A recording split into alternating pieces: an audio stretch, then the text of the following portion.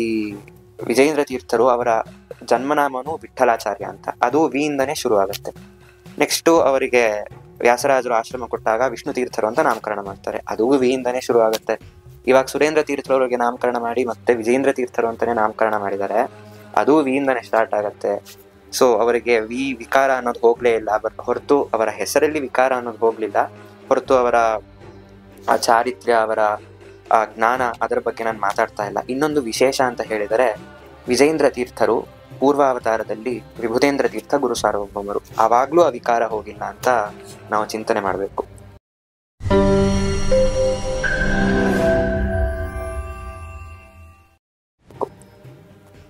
ವಿಜೇಂದ್ರ ತೀರ್ಥರು ಆಶ್ರಮ ಆಗಿದ ನಂತರನೇ ಕಂಚಿಗೆ ಪ್ರಯಾಣ ಮಾಡ್ತಾರೆ. ಕಂಚಿಯಲ್ಲಿ ಅನೇಕ ವಾದಿಗಳನ್ನು ಸೋಲಿಸಿ ಜಯಪತ್ರಿಕೆ ತಂದು ಕೊಡ್ತಾರೆ. ಇದರ ಜೊತೆಗೆ ವ್ಯಾಸರಾಜರು ವಿಜೇಂದ್ರ ತೀರ್ಥರಿಗೆ ಒಂದು ವಿಶೇಷವಾದಂತಹ ಒಂದು ಉಪದೇಶ ಮಾಡಿರ್ತಾರೆ.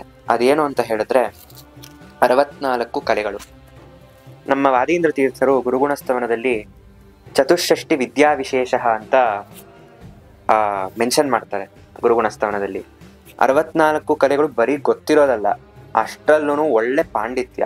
ಆಗಿನ ಕಾಲಕ್ಕೆ ಹೆಂಗೆ ಅಂದ್ರೆ ವಿಜೇಂದ್ರ ತೀರ್ಥರನ್ನ ಯಾವ ಕಲೆಯಲ್ಲೂ ಸೋಲಿಸಲೇಬಾರದು, ಅಂತಹ ಅಷ್ಟು ಪಾಂಡಿತ್ಯ ವಿಜೇಂದ್ರ ತೀರ್ಥರಿಗೆ ವ್ಯಾಸರಾಜರು ಧಾರೆ ಎಳೆದಿರ್ತಾರೆ.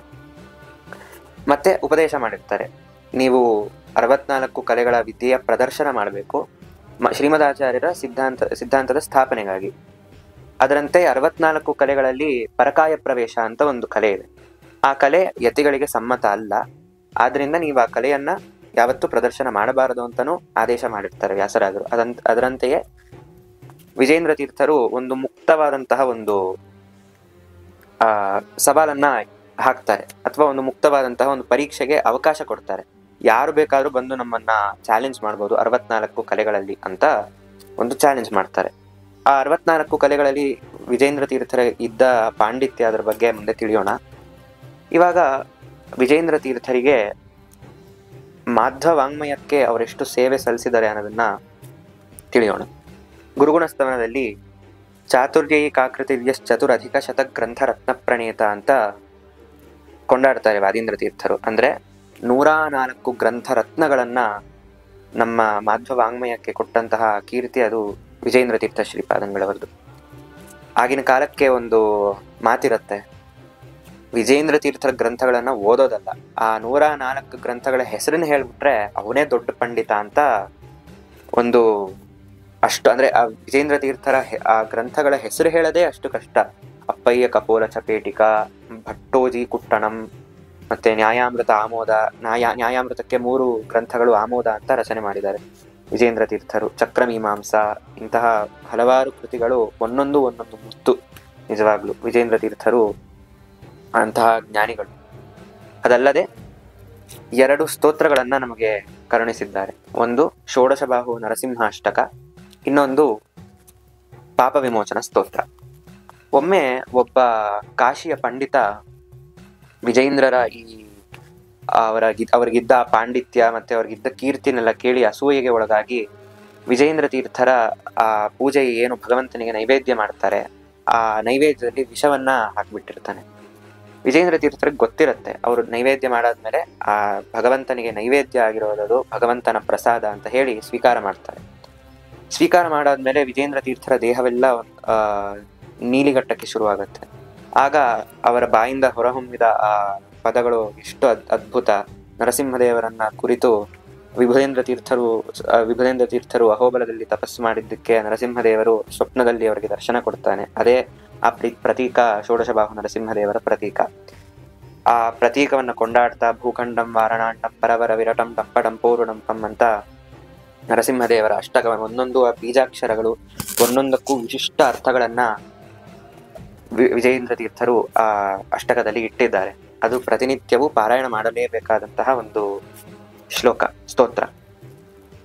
ಅದರಂತೆಯೇ ಪಾಪ ವಿಮೋಚನ ಸ್ತೋತ್ರ, ಅದು ಒನ್ ಆಫ್ ದ ರೇರೆಸ್ಟ್ ಕೃತೀಸ್ ಅಂತ ನಾವು ಹೇಳ್ಬೋದು. ಯಾಕೆ ಅಂತ ಹೇಳಿದ್ರೆ, ನಾವು ಮಾಡುವ ಪಾಪಗಳನ್ನ ವಿಜೇಂದ್ರ ತೀರ್ಥರು ಎಷ್ಟು ಚೆನ್ನಾಗಿ ವರ್ಣನೆ ಮಾಡಿದ್ದಾರೆ ಅಂದ್ರೆ, ಆ ಸ್ತೋತ್ರವನ್ನ ಓದಿದ್ರೆ ಅವನಿಗೆ ಗಿಲ್ಟ್ ಕಾಣಿಸ್ಬೇಕು ನಿಜವಾಗ್ಲು.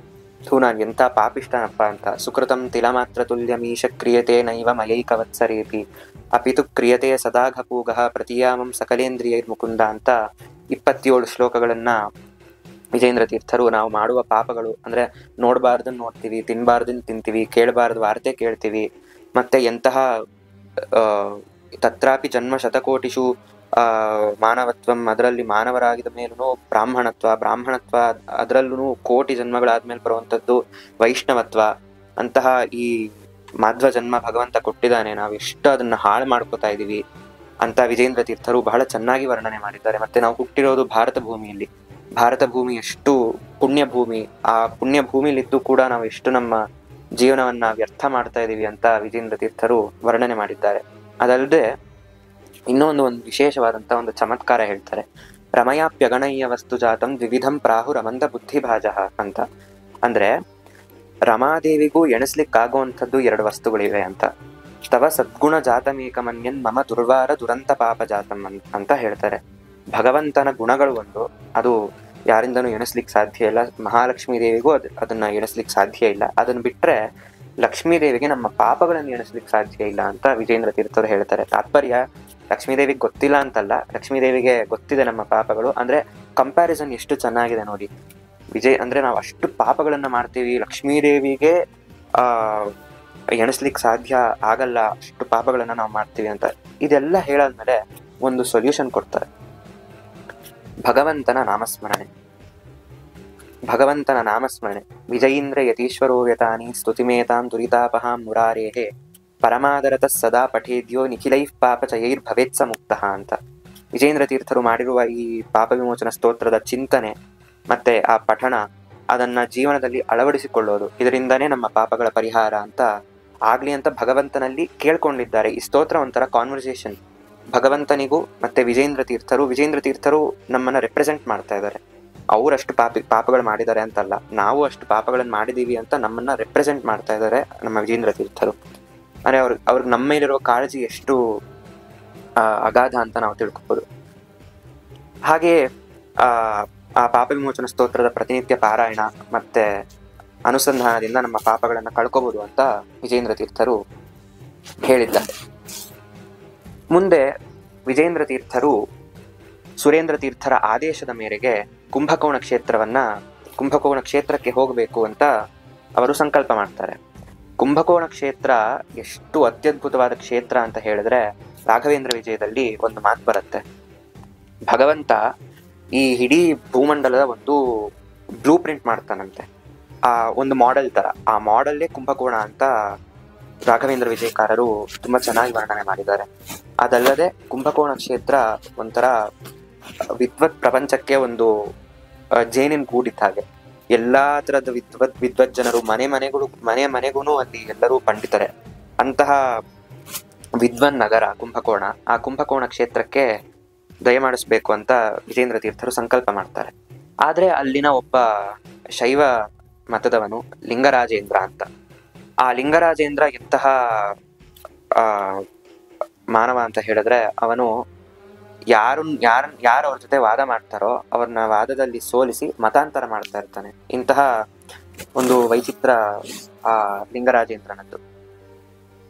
ಲಿಂಗರಾಜೇಂದ್ರನಿಗೆ ಆ ಕುಂಭಕೋಣ ಕ್ಷೇತ್ರದಲ್ಲಿರುವ ಅಷ್ಟೂ ದೇವಸ್ಥಾನಗಳು, ಕುಂಭಕೋಣ ಕ್ಷೇತ್ರ ಅಂದ್ರೆ ಅದು ದೇವಾಲಯಗಳ ಒಂದು ನೆಲೆಬೀಡಿದ್ದಂಗೆ. ಕುಂಭೇಶ್ವರನ ದೇವಸ್ಥಾನ, ಶಾರಂಗಪಾಣಿಯ ದೇವಸ್ಥಾನ, ಚಕ್ರಪಾಣಿಯ ದೇವಸ್ಥಾನ, ಕೋದಂಡರಾಮ ದೇವರು, ಭೂವರಾಹ ದೇವರು, ಹೀಗೆ ಹಲವಾರು ದೇವಸ್ಥಾನಗಳು ಕುಂಭಕೋಣದಲ್ಲಿ ನಮಗೆ ಸಿಗತ್ತೆ. ಆ ಎಲ್ಲಾ ದೇವಸ್ಥಾನಗಳ ಆಡಳಿತ ಅದು ಲಿಂಗರಾಜೇಂದ್ರ ಗುರು ಆಧಿಪತ್ಯಕ್ಕೆ ಬರ್ತಾ ಇರತ್ತೆ. ಲಿಂಗರಾಜೇಂದ್ರ ಗುರುವಿಗೆ ಗೊತ್ತಾಗತ್ತೆ, ವಿಜೇಂದ್ರ ತೀರ್ಥರು ಕುಂಭಕೋಣಕ್ಕೆ ಬರ್ತಾ ಇದ್ದಾರೆ, ಅವರನ್ನ ಸೋಲಿಸ್ಬಿಡ್ಬೇಕು ಅಂತ ಹೇಳಿ ಏನ್ ಮಾಡ್ತಾನೆ, ಕುಂಭಕೋಣ ಕ್ಷೇತ್ರಕ್ಕೆ ಆ ಮಾರ್ಗದಲ್ಲಿ ಅಡ್ಡ ಹಾಕಿ ತನ್ನ ಪಲ್ಲಕ್ಕಿಯಿಂದ ಇಳಿದು ಅಲ್ಲಿ ಒಂದು ಅಡ್ಡ ಗೋಡೆ ಮೇಲೆ ಕೂತ್ಕೋತಾನೆ. ಅವನಿಗಿದ್ದಂತ ಮಂತ್ರಶಕ್ತಿ ಹೇಗಿತ್ತು ಅಂತ ಹೇಳಿದ್ರೆ, ಆ ಅಡ್ಡಗೋಡೆ ನಡಿಯಕ್ ಶುರು ಮಾಡತ್ತಂತೆ. ಆ ಲಿಂಗರಾಜೇಂದ್ರ ಕೂತಂತಹ ಗೋಡೆ ನಡಿಯಕ್ ಶುರು ಮಾಡತ್ತಂತೆ. ವಿಜೇಂದ್ರ ತೀರ್ಥರು ಅವ್ರಿಗಿದ್ದ ಮಂತ್ರಶಕ್ತಿಯಿಂದ ತಾವು ಯಾವ ಪಲ್ಲಕ್ಕಿಲಿ ಕೂತಿರ್ತಾರೆ ಅದನ್ನ ವಿತೌಟ್ ಎನಿ ಸಪೋರ್ಟ್ ಆ ಲಿಂಗರಾಜೇಂದ್ರ ಗುರು ಯಾವ ಆ ಗೋಡೆ ಮೇಲೆ ಕೂತಿರ್ತಾನೋ ಅವನ್ ತಲೆ ಮೇಲೆ ಹಾರಿಸ್ಕೊಂಡು ವಿಜೇಂದ್ರ ತೀರ್ಥರು ಪಲ್ಲಕ್ಕಿಯಿಂದ ಸಂಚಾರ ಮಾಡ್ತಾರೆ. ಅಂದ್ರೆ ವಿಜೇಂದ್ರ ತೀರ್ಥರ ತಪಶಕ್ತಿ ಎಷ್ಟು ಅದ್ಭುತವಾಗಿರ್ಬೋದು. ಆ ಪಲ್ಲಕ್ಕಿ ಸೀದಾ ಬಂದು ಕುಂಭೇಶ್ವರನ ದೇವಸ್ಥಾನಕ್ಕೆ ಬಂದು ಇಳಿಯುತ್ತೆ. ಅಲ್ಲಿ ಮತ್ತೆ ವಾದ, ಲಿಂಗರಾಜೇಂದ್ರನಿಗೂ ಮತ್ತೆ ವಿಜೇಂದ್ರ ತೀರ್ಥರಿಗೂ ಅನೇಕ ವಿಷಯಗಳ ಒಂದು ವಾದ ನಡೆಯುತ್ತೆ ಅನೇಕ ದಿನಗಳ ಕಾಲ. ವಿಜೇಂದ್ರ ತೀರ್ಥರು ಅವರ ಹೆಸರಲ್ಲೇ ವಿಜಯ, ಅವರು ಸ್ಮರಣೆ ಮಾಡಿದವ್ರಿಗೂ ವಿಜಯನೇ. ಅಂತಹ ಮಹಾನುಭಾವರು ವಿಜೇಂದ್ರ ತೀರ್ಥರು ಲಿಂಗರಾಜೇಂದ್ರನ ಅನಾಯಾಸವಾಗಿ ಸೋಲಿಸಿ ಅವನನ್ನ ಆ ಜಯಪತ್ರಿಕೆಯನ್ನ ಗಳಿಸ್ತಾರೆ. ಅದಕ್ಕೆ ದ್ಯೋತಕ ಆಗೋ ತರ ಆ ಕುಂಭೇಶ್ವರನ ದೇವಸ್ಥಾನದಲ್ಲಿ ಪಾರ್ವತೀ ದೇವಿ, ಮಂಗಳಾಂಬಿಕೆ ಅಂತ, ಆ ಮಂಗಳಾಂಬಿಕೆ ವಿಜೇಂದ್ರ ತೀರ್ಥರಿಗೆ ಜಯಮಾಲೆಯನ್ನ ಹಾಕ್ತಾಳಂತೆ. ಇವತ್ತವರೆಗೂ ಆ ಕುಂಭೇಶ್ವರನ ದೇವಸ್ಥಾನದಲ್ಲಿ ಒಂದು ಜಾಗ ಇದೆ, ಅಲ್ಲಿ ಕೂತ್ಕೊಂಡು ವಿಜೇಂದ್ರ ತೀರ್ಥರು ಪಾರ್ವತೀ ದೇವಿಗೆ ಎಲ್ಲ ಗ್ರಂಥವನ್ನ ಅರ್ಪಣೆ ಮಾಡ್ತಾ ಇದ್ರು ಅಂತ ನಾವು ನೋಡ್ಬೋದು ಮತ್ತೆ ಕೇಳ್ಬೋದು.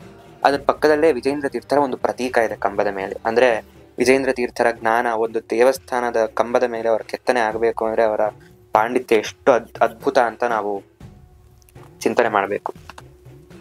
ಲಿಂಗರಾಜೇಂದ್ರ ಗುರುವಿನ ಪರಾಜಯ ಆದ ತಕ್ಷಣವೇ ಅವನು ಒಂದು ಸವಾಲು ಹಾಕಿರ್ತಾನೆ, ನೀವು ಸೋತ್ರೆ ನಾನು ನಿಮ್ಮನ್ನ ಮತಾಂತರ ಮಾಡ್ತೀವಿ, ಅದೇ ನಾವು ನಿಮ್ಮಿಂದ ಸೋತ್ರೆ ನಾವು ಎಲ್ಲಾ ದೇವಸ್ಥಾನಗಳ ಆಧಿಪತ್ಯ ನಿಮಗೆ ಒಪ್ಪಿಸ್ತೀವಿ, ಅದ್ರ ಜೊತೆಗೆ ನಾವೊಂದು ಮಠ ಕಟ್ಕೊಂಡಿದ್ದೀವಿ ಇಲ್ಲಿ, ಅದನ್ನು ನಿಮಗೆ ಸಮರ್ಪಣೆ ಮಾಡಿ ನಾನು ಊರ್ ಬಿಟ್ಟು ಹೋಗ್ತೀನಿ ಅಂತ ಲಿಂಗರಾಜೇಂದ್ರ ಗುರು ವಿಜೇಂದ್ರ ತೀರ್ಥರಿಗೆ ಹೇಳಿರ್ತಾನೆ. ಅದರಂತೆಯೇ ಲಿಂಗರಾಜೇಂದ್ರ ಗುರು ತಾನು ಕಟ್ಟಿದ್ದ ಮಠವನ್ನ ವಿಜೇಂದ್ರ ತೀರ್ಥರಿಗೆ ಕೊಟ್ಟು ಮತ್ತೆ ಎಲ್ಲಾ ದೇವಸ್ಥಾನಗಳ ಆಧಿಪತ್ಯ ಅದನ್ನು ಕೂಡ ವಿಜೇಂದ್ರ ತೀರ್ಥರಿಗೆ ಸಮರ್ಪಣೆ ಮಾಡಿ ಊರು ಬಿಡ್ತಾನೆ. ಇನ್ನೊಂದು ವಿಜೇಂದ್ರ ತೀರ್ಥರ ಜೀವನದಲ್ಲಿ ಒಂದು ಮುಖ್ಯ ಘಟ್ಟ ಅಂತ ಹೇಳಿದ್ರೆ ಅದು ಅಪ್ಪಯ್ಯ ದೀಕ್ಷಿತರ ಜೊತೆ ಸಮಾಗಮ.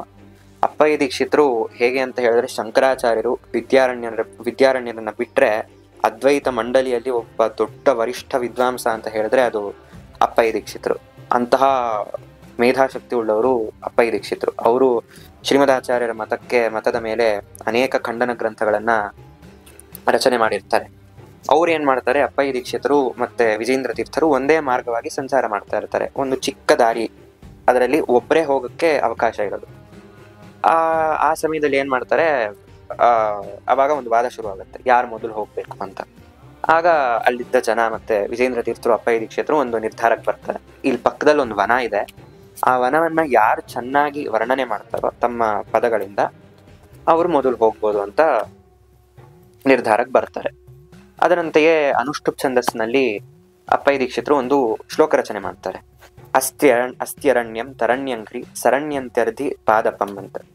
ಇದರ ಅರ್ಥ ಏನು ಅಂತ ಹೇಳಿದ್ರೆ, ಈ ಅರಣ್ಯ ಏನಿದೆ ಅದರಲ್ಲಿ ಮರಗಳು ಹೇಗೆ ಹಬ್ಕೊಂಡಿವೆ ಅಂದ್ರೆ ಸೂರ್ಯನ ಬೆಳಕು ಕೂಡ ಆ ವನದ ಒಳಗಡೆ ಪ್ರವೇಶ ಮಾಡಬಾರ್ದು, ಅಂತಹ ವನ ಅಂತ ಒಂದು ಅರ್ಧ ಶ್ಲೋಕ ರಚನೆ ಮಾಡಿ ಕೊಡ್ತಾರೆ ಅಪ್ಪಯ್ಯ ದೀಕ್ಷಿತರು. ಅವರು ಇದರಲ್ಲಿ 3 ಪ್ರಾಸವನ್ನ ಹೇಳ್ತಾರೆ. ಅಸ್ತ್ಯರಣ್ಯಂ ತರಣ್ಯಂಗ್ರಿ ಸರಣ್ಯಂತ್ಯರ್ಧಿ ಪಾದಪಂ ಅಂತ.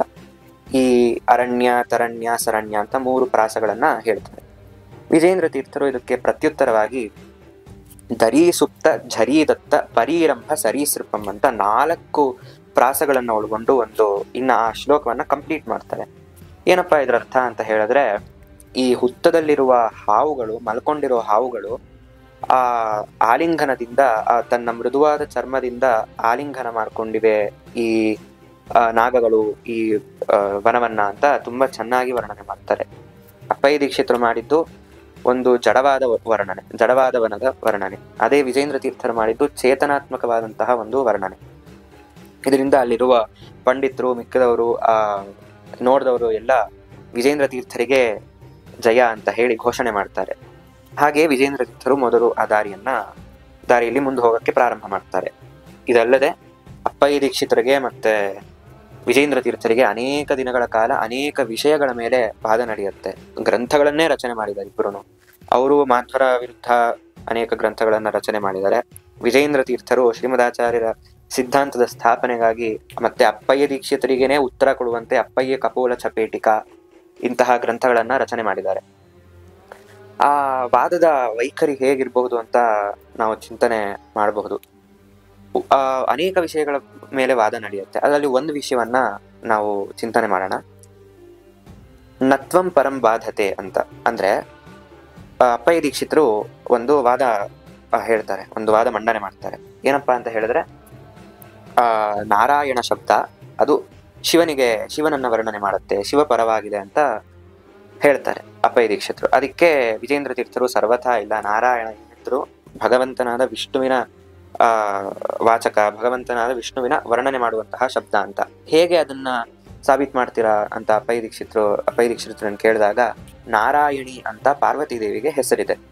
ಇವಾಗ ಫಾರ್ ಎಕ್ಸಾಂಪಲ್ ಶಿವಾನಿ, ಶಿವ, ಹಾಗೆ ಹೆಸರುಗಳಿರುತ್ತಲ್ಲ, ಹಾಗೆ ನಾರಾಯಣಿ ಅನ್ನೋದು ಪಾರ್ವತಿ ದೇವಿ ಹೆಸರಾದ್ರೆ ನಾರಾಯಣ ಅನ್ನೋದು ಶಿವನ ಹೆಸರು ಯಾಕಾಗಬಾರದು ಅಂತ ಅವರು ತಮ್ಮ ವಿಚಾರವನ್ನ ಹೇಳ್ತಾರೆ.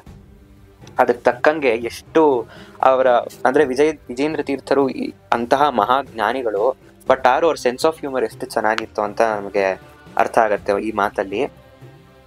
ಮಹಿಷಿ ಅಂತ ಹೆಂಡತಿಗೆ ಇನ್ನೊಂದು ಪರ್ಯಾಯವಾಚಕವಾದ ಶಬ್ದ ಸಂಸ್ಕೃತದಲ್ಲಿ, ಮಹಿಷಿ ಅಂತ. ಹಾಗಾದ್ರೆ ಆ ಮಹಿಷಿಯ ಗಂಡ ಮಹಿಷ ಅಂತ ಹೇಳ್ಬೋದಾ? ಮಹಿಷ ಅಂದ್ರೆ ಸಂಸ್ಕೃತದಲ್ಲಿ ಎಮ್ಮೆ ಅಂತ, ಹಾಗೆ ಹೇಳ್ಬೋದಾ ಅಂತ ಎಷ್ಟು ಅದರ ಸೆನ್ಸ್ ಆಫ್ ಹ್ಯೂಮರ್ ಪ್ಲಸ್ ಅವರ ಗ್ರಂಥದ ಆ ಜ್ಞಾನದ ಮೇಲಿರುವಂತಹ ಆ ಚಾತುರ್ಯತೆ ಎಷ್ಟು ಅತ್ಯದ್ಭುತವಾಗಿರ್ಬೋದು ಅಂತ ನಾವು ನೋಡ್ತೀವಿ ಇಲ್ಲಿ. ಹೀಗೆ ಅನೇಕ ವಿಚಾರಗಳನ್ನ ಹೇಳಿ ಕೊನೆಗೆ ವಿಜೇಂದ್ರ ತೀರ್ಥರೇ ಗೆಲ್ತಾರೆ. ಇನ್ನೊಂದು ವಿಜೇಂದ್ರ ತೀರ್ಥರ ಒಂದು ವೈಶಿಷ್ಟ್ಯ ಏನು ಅಂತ ಹೇಳಿದ್ರೆ, ಯಾರ್ಯಾರ ಜೊತೆ ವಾದ ಮಾಡ್ತಾ ಇರ್ತಾರಲ್ಲ, ಆ ವಾದಿಗಳಿಗೂ ಒಂಥರ ಹೆಮ್ಮೆ ಇರಬೇಕು. ನಾನು ಸೋತೋದ್ನಲ್ಲ ಅನ್ನೋ ಬೇಜಾರಲ್ಲ, ಇಂಥವ್ರ ಹತ್ರ ಸೋತಿದ್ದೀನಲ್ಲಪ್ಪ ನಾನು ಅನ್ನೋ ಒಂದು ಹೆಮ್ಮೆ.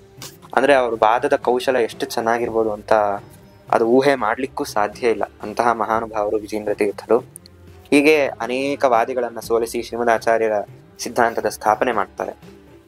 ಈಗ ಅವರ 64 ಕಲೆಗಳ ಏನು ವಿದ್ಯೆ ಇದೆ ಅದರಲ್ಲಿ ಕೆಲವು ಪವಾಡಗಳನ್ನ ನಾವು ಚಿಂತನೆ ಮಾಡೋಣ. ಒಬ್ಬ ಮಾಂತ್ರಿಕ, ಕೇರಳದ ಒಬ್ಬ ಮಾಂತ್ರಿಕ ವಿಜೇಂದ್ರ ತೀರ್ಥರಿಗೆ ಸವಾಲ್ ಹಾಕ್ತಾನೆ.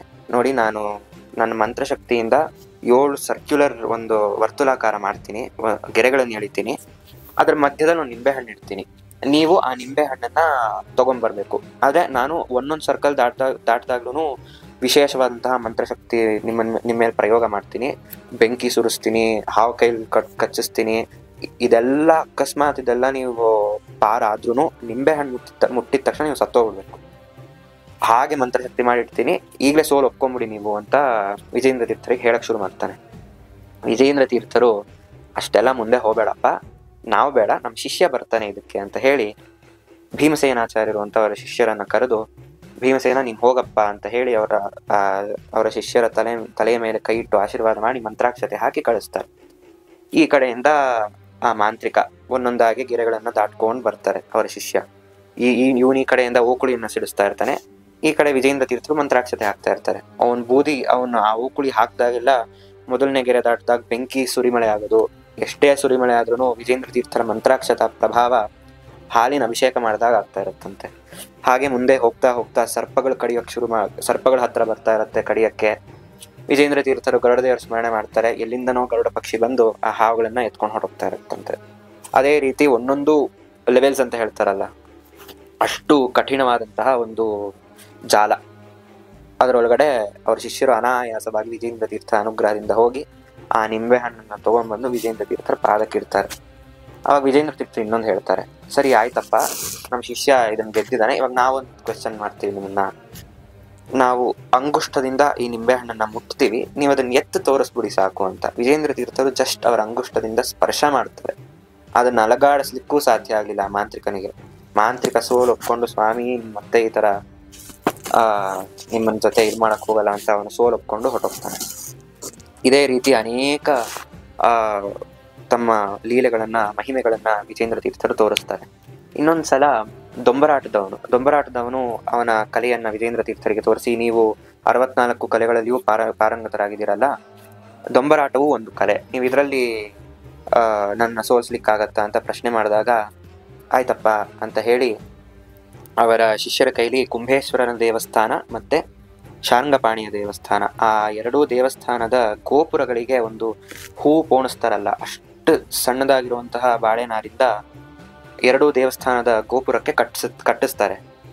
ಆ ಕಟ್ಟಿಸಿದ್ಮೇಲೆ ವಿತೌಟ್ ಎನಿ ಸಪೋರ್ಟ್ ವಿಜೇಂದ್ರ ತೀರ್ಥರು ಅನಾಯಾಸವಾಗಿ ಆ ಬಾಳೆ ನಾರಿನ ಮೇಲೆ ನಡ್ಕೊಂಡು ಬರ್ತಾರೆ. ಅದು ಹೆಂಗಿರತ್ತೆ ಜನಕ್ಕೆ ಅಂದ್ರೆ ಒಳ್ಳೆ ಗಾಳಿಲಿ ನಡ್ಕೊಂಡು ಹೋದಂಗಿರತ್ತೆ, ಅಷ್ಟು ಸಣ್ಣದಾಗಿರತ್ತೆ ಆ ಬಾಳೆನಾರು. ಅಂದ್ರೆ ವಿಜೇಂದ್ರ ತೀರ್ಥರ ಆ ಒಂದೊಂದು ಕಲೆಯ ಮೇಲಿರುವ ಆ ಹೋಲ್ಡ್ ಹೆಂಗಿತ್ತು ಅಂತ ನಾವು ತಿಳ್ಕೊಬಹುದು.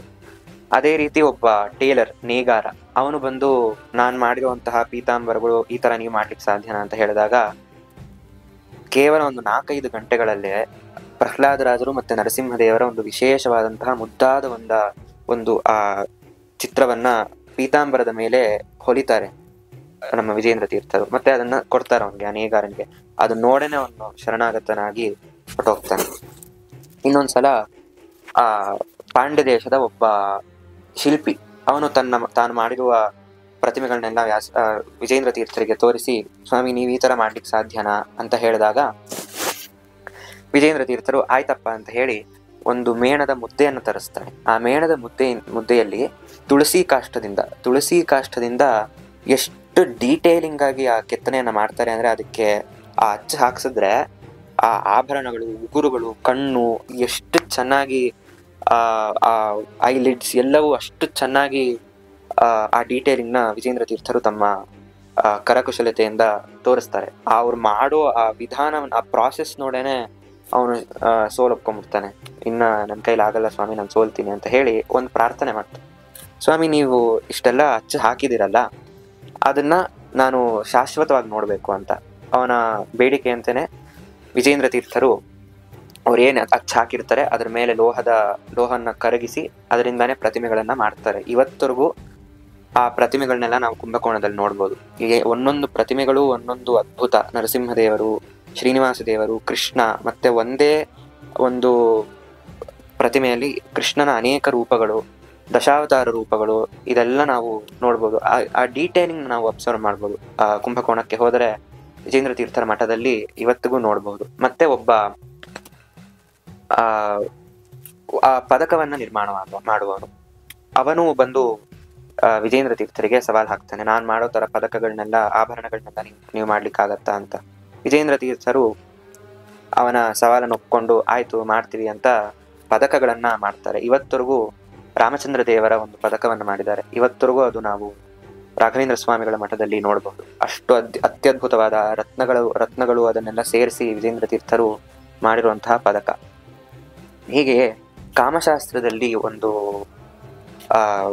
ಒಬ್ಬಳು ಕೇರಳದ ಒಬ್ಬಳು ಮಹಿಳೆ ಬಂದು ಸವಾಲ್ ಹಾಕ್ತಾಳೆ ವಿಜೇಂದ್ರ ತೀರ್ಥರಿಗೆ, ನೀವು ಯತಿಗಳಾಗಿ ಕಾಮಶಾಸ್ತ್ರದಲ್ಲಿ ಹೇಗೆ ಪಾಂಡಿತ್ಯ ಹೊಂದಲಿಕ್ಕೆ ಸಾಧ್ಯ ಅಂತ ಸವಾಲ್ ಹಾಕಿದಾಗ ವಿಜೇಂದ್ರ ತೀರ್ಥರ ಬ್ರಹ್ಮಚರ್ಯ, ಅವರ ವೈರಾಗ್ಯ ಅದು ಅಪರಿಮಿತವಾದದ್ದು. ಅವರು ಆ ಹೆಣ್ಣು ಮಗುನ್ನ ನೋಡೋದು ಇಲ್ಲ.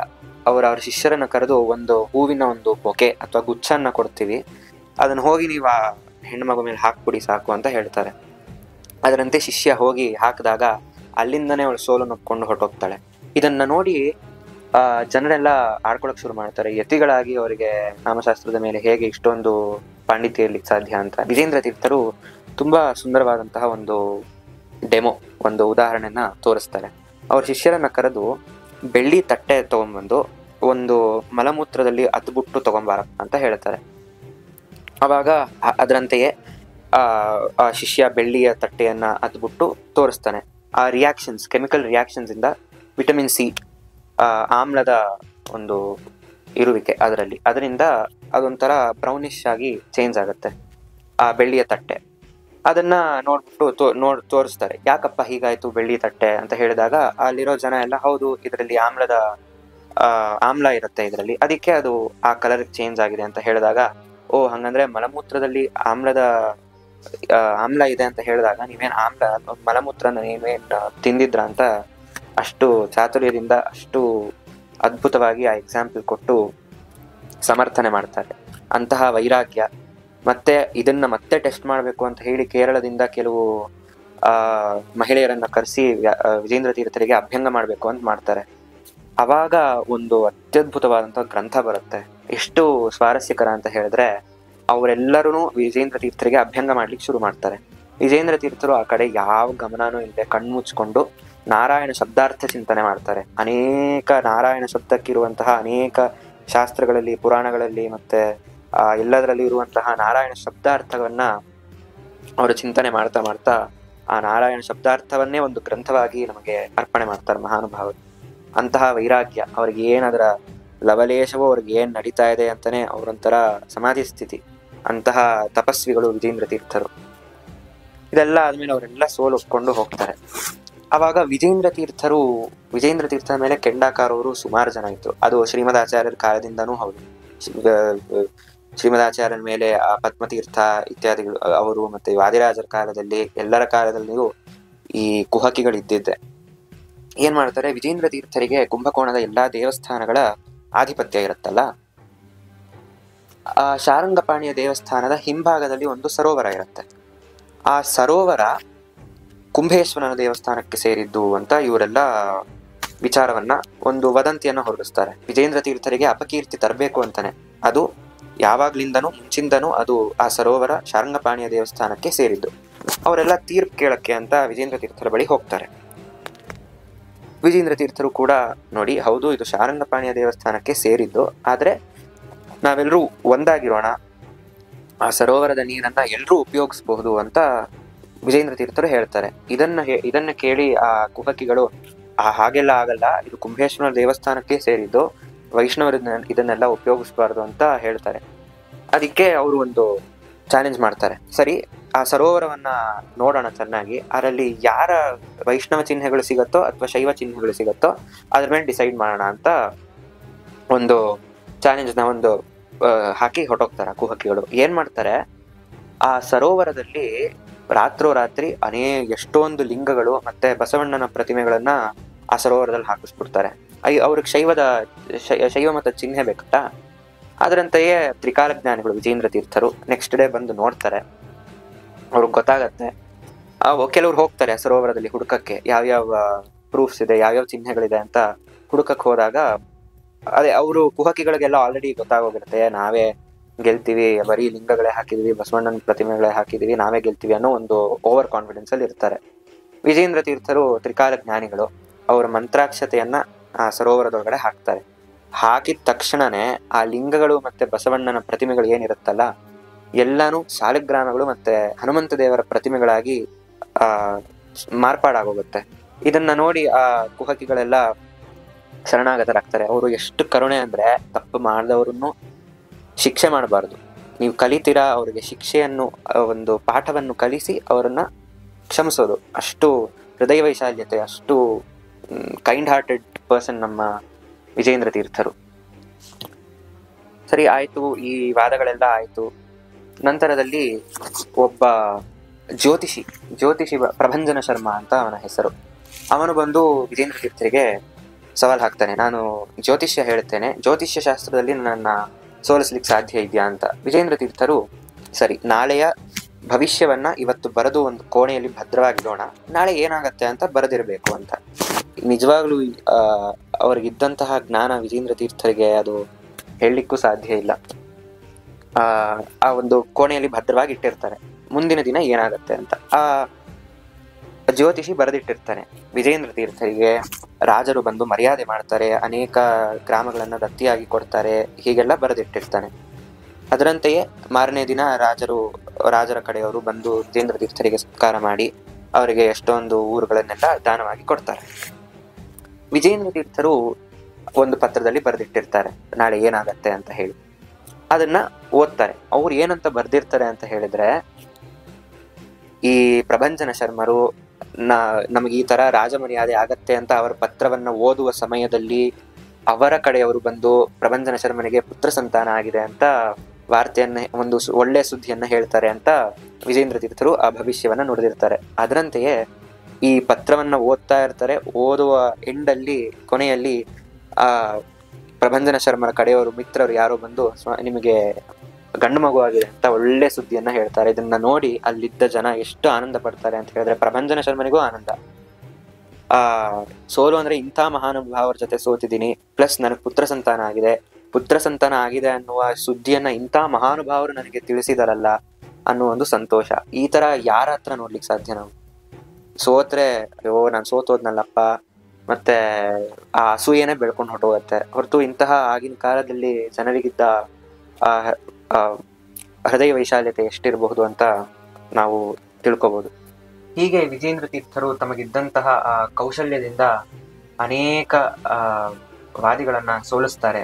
ಅವ್ರಿಗಿದ್ದ 64 ಕಲೆಗಳು ಆ ಯಾವ್ಯಾವ ಕಲೆಗಳು ಅಂತಾನೆ ನಮ್ಗೆ ಗೊತ್ತಿಲ್ಲ. ಅಂತಹ ಕಲೆಗಳಲ್ಲಿ ಅಷ್ಟು ಪಾಂಡಿತ್ಯ ವಿಜೇಂದ್ರ ತೀರ್ಥರಿಗೆ. ಕೆಲವು ಕಲೆಗಳನ್ನ ನೋಡ್ತಾ ಹೋಗೋಣ. ಅಂದ್ರೆ ಯಾವ್ಯಾವ ತರದ ಕಲೆಗಳಿತ್ತು ಒಬ್ರು ಯತಿಗಳಿಗೆ, ಅದು ಆಗಿನ ಕಾಲಕ್ಕೆ ಅಂತ ಗೊತ್ತಾದ್ರೇನೆ ನಮ್ಮ ಮೈ ರೋಮಾಂಚನ ಆಗತ್ತೆ. ವಾದ್ಯ, ಮತ್ತೆ ನೃತ್ಯ, ಮಂಡಲ ರಚನೆ, ರಂಗೋಲಿಯಲ್ಲಿ ಮಂಡಲ ರಚನೆ ಮಾಡುವುದು, ಹೂವಿನ ರಚನೆ, ಕೇಶ ಸಂಸ್ಕಾರ, ವೇಷಧಾರಣೆ, ಈ ಈವೆಂಟ್ ಮ್ಯಾನೇಜ್ಮೆಂಟ್ ಅಂತ ಅದೊಂಥರ ಕಲೆ.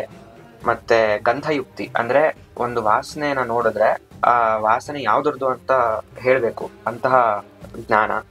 ರಸಪಾಕ, ಮತ್ತೆ ಅಡುಗೆ ಮಾಡೋದು, ಅದರಲ್ಲೂ ಎತ್ತಿದ ಕೈ ನಮ್ಮ ಭೀಮಸೇನ ದೇವರ ಶಿಷ್ಯರು ವಿಜೇಂದ್ರ ತೀರ್ಥರು. ಮತ್ತೆ ಮ್ಯಾನುಫ್ಯಾಕ್ಚರಿಂಗ್ ಆಫ್ ಇನ್ಸ್ಟ್ರೂಮೆಂಟ್ಸ್, ವೀಣೆ ಇತ್ಯಾದಿ ವಾದ್ಯಗಳ ತಯಾರುವಿಕೆನೂ ವಿಜೇಂದ್ರ ತೀರ್ಥರಿಗೆ ಬಹಳ ಚೆನ್ನಾಗಿ ಬರ್ತಾ ಇತ್ತು. ಮತ್ತೆ ನಾಡಿ ಹೇಳಿ ಆರೋಗ್ಯ ಇತ್ಯಾದಿಗಳು ಹೇಳೋದು, ಮತ್ತೆ ಯೋಗಶಾಸ್ತ್ರ, ಎಲ್ಲಾ ತರದ ಭಾಷೆಗಳು ವಿಜೇಂದ್ರ ತೀರ್ಥರಿಗೆ ಗೊತ್ತಿತ್ತು. ಮತ್ತೆ ಜೂಜು, ಪಗಡೆ, ಮತ್ತೆ ಇದೆಲ್ಲ ಯತಿಗಳಿಗೆ ಹೇಗಪ್ಪ ಅಂದ್ರೆ ಅವರ ಆ ಪಾಯಿಂಟ್ ಆಫ್ ವ್ಯೂನೇ ಬೇರೆ. ವಿಜೇಂದ್ರ ತೀರ್ಥರು ಯಾವ ರೀತಿಯಲ್ಲಿ ಒಂದು ವಿದ್ಯೆಯನ್ನ ಪ್ರದರ್ಶನ ಮಾಡಬೇಕು ಅನ್ನೋದು ವಿಜೇಂದ್ರ ತೀರ್ಥರಿಗೆ ಚೆನ್ನಾಗಿ ಗೊತ್ತಿತ್ತು. ಅದನ್ನ ನಾವು ಕಾಮಶಾಸ್ತ್ರದಲ್ಲಿ ಮತ್ತೆ ಮಾಂತ್ರಿಕ ವಿದ್ಯೆಯಲ್ಲಿ ಇತ್ಯಾದಿಗಳಲ್ಲಿ ನೋಡಿದ್ದೇವೆ. ಮತ್ತೆ ವಶೀಕರಣದಲ್ಲಿಯೂ ತಂಜಾವೂರಿನ ಒಬ್ಬ ರಾಜ ಮುಸಲ್ಮಾನರನ್ನ ವಶದಲ್ಲಿ ಹಿಡ್ಕೋಬೇಕು ಅಂತ ಹೋಗಿರ್ತಾನೆ. ಅದಕ್ಕೆ ಈ ಮುಸಲ್ಮಾನರು ಮುತ್ತಿಗೆ ಹಾಕ್ತಾರೆ ತಂಜಾವೂರಿಗೆ, ಆ ರಾಜನಿಗೆ ಗೊತ್ತಿಲ್ದಂಗೆ. ಆಗ ವಿಜೇಂದ್ರ ತೀರ್ಥರು ಆ ಮುಸಲ್ಮಾನರನ್ನೆಲ್ಲ ವಶೀಕರಣ ಮಾಡ್ಕೋತಾರೆ. ಅಂತಹ ಶಕ್ತಿ ವಿಜೇಂದ್ರ ತೀರ್ಥರು. ಮತ್ತೆ ಬಾಲಕ್ರೀಡನ, ಮಕ್ಕಳು ಆಟ ಆಡ್ತಾರಲ್ಲ, ಆ ಆಟಗಳು ವಿಜೇಂದ್ರ ತೀರ್ಥರಿಗೆ ಗೊತ್ತಿತ್ತು. ಅಂದ್ರೆ ವಿಜೇಂದ್ರ ತೀರ್ಥರ ವರ್ಸಟೈಲಿಟಿ ಎಷ್ಟು ಇರ್ಬೋದು ಅಂತ ನಮಗೆ ಗೊತ್ತಾಗುತ್ತೆ. ಮತ್ತೆ ಇನ್ನೊಂದು ವಿಶೇಷವಾದಂತಹ ಗುಣ ವಿನಯ ಕಲಿಸೋದು. ನಮ್ಮಲ್ಲಿ ಯಾರಿಗೂ ವಿನಯನೇ ಇಲ್ಲ. ಏನೋ ಒಂದು ಶ್ಲೋಕ ಬರುತ್ತೆ ನಮ್ಗೆ, ಅಂದ್ರೆ ಏನೋ ಒಂದು ವಿದ್ಯೆ ಬರುತ್ತೆ ಅಂತ ಹೇಳಿದ್ರೆ ನಮ್ಮಂತ ಜ್ಞಾನಿ ಇಡೀ ಇದರಲ್ಲೇ ಜಗತ್ತಿನಲ್ಲಿ ಯಾರೂ ಇಲ್ಲ ಅಂತ ಆ ದುರಹಂಕಾರ ಪಟ್ಕೋತೀವಿ. ಆದ್ರೆ 64 ಕಲೆಗಳಲ್ಲಿಯೂ ಪಾರಂಗತರು ವಿಜೇಂದ್ರ ತೀರ್ಥರು. ಕಿಂಚಿತ್ತೂ ಅವರಿಗೆ ದುರಹಂಕಾರ ಅನ್ನೋದಿರ್ಲಿಲ್ಲ. ಕೇವಲ ಆಚಾರ್ಯ ಮಧ್ವರ ಸಿದ್ಧಾಂತ ಸ್ಥಾಪನೆಗೋಸ್ಕರನೇ ಈ ಎಲ್ಲಾ ವಿದ್ಯೆಗಳನ್ನ ಪ್ರದರ್ಶನ ಮಾಡ್ತಾ ಇದ್ದೀನಿ ಅಂತ ವಿಜೇಂದ್ರ ತೀರ್ಥರ ವಿಶೇಷವಾದಂತಹ ಅನುಸಂಧಾನ. ಅದನ್ನ ಹೇಳ್ಕೊಡೋದು, ವಿನಯ ಹೇಗೆ ಅಂತ ಹೇಳ್ಕೊಡುವಂತಹ ಒಂದು ವಿಶೇಷವಾದಂತಹ ವಿದ್ಯೆ, ಅದು ವಿಜೇಂದ್ರ ತೀರ್ಥರಂತಹ ಮಹಾನುಭಾವರಿಗೆ ಗೊತ್ತಿರ್ಲಿಕ್ಕೆ ಸಾಧ್ಯ. ಇಂತಹ ಮಹಾನುಭಾವರಾದ ವಿಜೇಂದ್ರ ತೀರ್ಥ ಗುರು ಸಾರ್ವಭೌಮರು ಸುಧೀಂದ್ರ ತೀರ್ಥರಿಗೆ ಪಟ್ಟಾಭಿಷೇಕ ಮಾಡಿ ವೇದಾಂತ ಸಾಮ್ರಾಜ್ಯದಲ್ಲಿ ಅವರನ್ನು ಕುಳ್ಳಿರಿಸಿ, ಅವರಿಗೆ ಅತ್ಯಂತ ಪ್ರಿಯವಾದಂತಹ ಕ್ಷೇತ್ರ ಕಾವೇರಿ ತೀರ ಲಿಂಗರಾಜೇಂದ್ರ ಗುರುವಿಂದ ಗೆದ್ದಂತಹ ಮಠದಲ್ಲೇನೆ ಜ್ಯೇಷ್ಠ ಕೃಷ್ಣ ತ್ರಯೋದಶಿ ಎಂದು ಭಗವಂತನ ನಾಮಸ್ಮರಣೆ ಮಾಡ್ತಾ ಭಕ್ತರಿಗೆ ಒಳ್ಳೆಯ ಸಂದೇಶವನ್ನು ಕೊಡ್ತಾ ಹರಿಪಾದ ಸೇರ್ತಾರೆ ಮಹಾನುಭಾವರು. ಅವರ ಭವ್ಯ ಬೃಂದಾವನ ದರ್ಶನ, ಅವರ ಅಭಿಷೇಕಾದಿಗಳ ದರ್ಶನ, ಅವರ ಸೇವೆ ಇವತ್ತವರೆಗೂ ಬೇಡಿದ ಭಕ್ತರಿಗೆ ಎಲ್ಲಾ ತರಹದ ಅಭೀಷ್ಟಗಳನ್ನು ಕೊಡುವಂತಹದ್ದು. ಸುಧೀಂದ್ರ ತೀರ್ಥರು ಅವರ ಚರಮ ಶ್ಲೋಕದಲ್ಲಿ ಭಕ್ತಾನ ಮಾನಸಾಂಬೋಜ ಭಾನವೇ ಕಾಮಧೇನವೇ ನಮತಾಂ ಕಲ್ಪತರವೇ ಜೈಂದ್ರ ಗುರವೇ ನಮಃ ಅಂತ ಭಕ್ತಿಯಿಂದ ಅವರಿಗೆ ಪ್ರಣಾಮವನ್ನ ಸಲ್ಲಿಸ್ತಾರೆ. ಭಕ್ತಾನ ಮಾನಸಾಂಬೋಜ ಅಂದ್ರೆ ಭಕ್ತರೆಂಬ ಮನಸ್ಸೆಂಬ ಆ ಕಮಲಕ್ಕೆ ಸೂರ್ಯನಂತೆ. ಭಾನವೇ ಕಾಮಧೇನವೇ, ಕಾಮಧೇನುಗಳು ಕಲ್ಪವೃಕ್ಷರು. ರಾಘವೇಂದ್ರ ಸ್ವಾಮಿಗಳು ಮೊದಲಿಗೆ ಹೇಳಿದ ಹಾಗೆ ರಾಘವೇಂದ್ರ ಸ್ವಾಮಿಗಳನ್ನು ನಾವು ಕಾಮಧೇನು ಕಲ್ಪವೃಕ್ಷರು ಅಂತ ಕರಿತೀವಿ. ಅವರಿಗೆ ಮುಖ್ಯ ಸ್ಫೂರ್ತಿ ಹೇಳಿದ ಹಾಗೇನೆ ಈ ನಮ್ಮ ವಿಜೇಂದ್ರ ತೀರ್ಥ ಗುರು ಸಾರ್ವಭೌಮರು. ಕಾಮಧೇನು ಕಲ್ಪವೃಕ್ಷದಂತೆಯೇ ಇವತ್ತವರೆಗೂ ಅವರ ಸೇವೆಯನ್ನು ಮಾಡುವಂತಹ ಜನರಿಗೆ ಎಲ್ಲಾ ತರಹದ ಅಭೀಷ್ಟಗಳನ್ನು ಕೊಟ್ಟು ಅವರ ಕಷ್ಟಗಳನ್ನ ಪರಿಹಾರ ಮಾಡುವಂತಹ ಮಹಾನುಭಾವರು ವಿಜೇಂದ್ರ ತೀರ್ಥರು. ಇನ್ನೊಂದು ವಿಶೇಷವನ್ನ ನಾವು ಗಮನಿಸಬೇಕು. ಈ ವಿಜೇಂದ್ರ ತೀರ್ಥರ ಆರಾಧನೆ ಕಾಲದಲ್ಲಿ ತ್ರಿಮತಸ್ಥರು ಸೇರ್ತಾರೆ. ಮಾಧ್ವರು, ಅದ್ವೈತಿಗಳು, ವಿಶಿಷ್ಟಾದ್ವೈತಿಗಳು. ಇಂತಹ ಅತ್ಯದ್ಭುತವಾದ ದೃಶ್ಯ ನಮಗೆ ತುಂಬಾ ರೇರ್. ಅಂದ್ರೆ ವಿಜೇಂದ್ರ ತೀರ್ಥರ ಮೇಲೆ ಭಕ್ತಿ ಎಲ್ಲರಿಗೂ ಯಾವ ರೀತಿಯಲ್ಲಿದೆ, ಮತ್ತೆ ಆಗಿನ ಕಾಲಕ್ಕೆ ವಿಜೇಂದ್ರ ತೀರ್ಥರು ನಮ್ಮ ಬ್ರಾಹ್ಮಣರ ಒಗ್ಗಟ್ಟಿಗೆ ಎಷ್ಟು ಶ್ರಮ ಪಟ್ಟಿದ್ದಾರೆ, ಎಷ್ಟು ಕ್ರಾಂತಿಯನ್ನ ತಂದಿಟ್ಟಿದ್ದಾರೆ ಅಂತ ನಾವು ಇದರಿಂದ ತಿಳ್ಕೋಬಹುದು. ಇವತ್ತವರೆಗೂ ಯಾವುದೇ ಜನಾಂಗದ ಮಾಧ್ವರು, ಸ್ಮಾರ್ತರು, ವಿಶಿಷ್ಟಾದ್ವೈತಿಗಳು ಮತ್ತೆ ಎಲ್ಲಾ ಜನಾಂಗದವರು ಬಂದು ವಿಜೇಂದ್ರ ತೀರ್ಥರ ಸೇವೆಯನ್ನು ಭಕ್ತಿಯಿಂದ ಮಾಡ್ತಾರೆ. ಅದೇ ಸ್ಥಳದಲ್ಲಿಯೇ ಮುಂದೆ ರಾಘವೇಂದ್ರ ಗುರು ಸಾರ್ವಭೌಮರು ತಮ್ಮ ಶಿಷ್ಯರಿಗೆಲ್ಲ ಪಾಠ ಹೇಳಿದಂತಹ ಸ್ಥಳವನ್ನ ನೋಡ್ಬೋದು. ವಿಜೇಂದ್ರ ತೀರ್ಥರ ಎದುರುಗಡೆ ಲಕ್ಷ್ಮೀನಾರಾಯಣ ದೇವರ ಸನ್ನಿಧಾನ ಇದೆ. ಅದೇ ಸ್ಥಳದಲ್ಲಿಯೇ ಭಾವಿರುದ್ರ ಭೂತರಾಜರ ಸನ್ನಿಧಾನವನ್ನು ನಾವು ನೋಡಬಹುದು. ಅಂತಹ ಪಕ್ಕದಲ್ಲೇ ಕಾವೇರಿ ತೀರ, ದೇವಸ್ಥಾನಗಳ ನೆಲೆಬೀಡು. ಹೇಳಿದ ಹಾಗೆ ಕುಂಭಕೋಣ ಕ್ಷೇತ್ರ ಒಂದು ಸ್ವರ್ಗ, ನಿಜವಾಗಿಯೂ ಹೇಳಬೇಕು ಅಂದ್ರೆ. ಅಂತಹ ಕ್ಷೇತ್ರದಲ್ಲಿ ನೆಲೆಸಿ ಇವತ್ತರೆಗೂ ನಮ್ಮ ಕಷ್ಟಗಳನ್ನೆಲ್ಲ ಕಳೆದು ಉದ್ಧಾರ ಮಾಡ್ತಾ ಇರುವಂತಹ ಮಹಾನುಭಾವರು ವಿಜೇಂದ್ರ ತೀರ್ಥರು. ಅವರ ಹೆಸರು ವಿಜಯೇಂದ್ರ ತೀರ್ಥರು ಅಂತ. ವಿಜಯ ಅನ್ನೋದು ಕಟ್ಟಿಟ್ಟ ಬುದ್ಧಿ ವಿಜೇಂದ್ರ ತೀರ್ಥರ ಸ್ಮರಣೆ ಮಾಡಿದವರು. ಬರೀ ಲೌಕಿಕದಲ್ಲೇ ಅಲ್ಲ, ನಾನಿವಾಗ ಓದ್ಬೇಕು, ವಿಜೇಂದ್ರ ಸ್ಮರಣೆ ಮಾಡಿದೆ, ಚೆನ್ನಾಗಿ ಓದ್ದೆ, ಒಳ್ಳೆ ಮಾರ್ಕ್ಸ್ ಬಂತು, ಓಕೆ. ನಮ್ ಲೈಫ್ ಏನಿದೆ ಅದೇ ಒಂದು ದೊಡ್ಡ ರಗಳೆ, ಒಂದು ದೊಡ್ಡ ಯುದ್ಧ. ಈ ಸಂಸಾರವೆಂಬ ದೊಡ್ಡ ಯುದ್ಧದಲ್ಲಿ ನಮಗೆ ಜಯ ಕೊಡುವಂತಹ ಮಹಾ ಸಮರ್ಥರು ವಿಜೇಂದ್ರ ತೀರ್ಥ ಗುರು ಸಾರ್ವಭೌಮರು. ಅಂತಹ ವಿಜೇಂದ್ರ ತೀರ್ಥ ಗುರು ಸಾರ್ವಭೌಮರು ಈ ಸಂಸಾರ ಸಾಗರದಿಂದ ನಮ್ಮೆಲ್ಲರನ್ನು ಗೆಲ್ಲಿಸಿ ಭಗವಂತನ ದರ್ಶನ ಮಾಡಿಸಿ ಉದ್ಧಾರ ಮಾಡಲಿ ಅಂತ ನಾವೆಲ್ಲರೂ ಕೇಳ್ಕೊಳ್ಳೋಣ. ಅದು ಮಧ್ವರ ಹೃದಯದಲ್ಲಿ ಉಡುಪಿಯಲ್ಲಿ ಸಿಗುತ್ತೆ ಎನ್ನುವ ಏಕೈಕ ಕಾರಣದಿಂದ ಕೃಷ್ಣ ದ್ವಾರಕೆಯನ್ನು ಬಿಟ್ಟು ಉಡುಪಿಗೆ ಬಂದಿದ್ದಾನೆ. ಇದು ನಮ್ಮ ಆಚಾರ್ಯರ ಮಹಿಮೆ.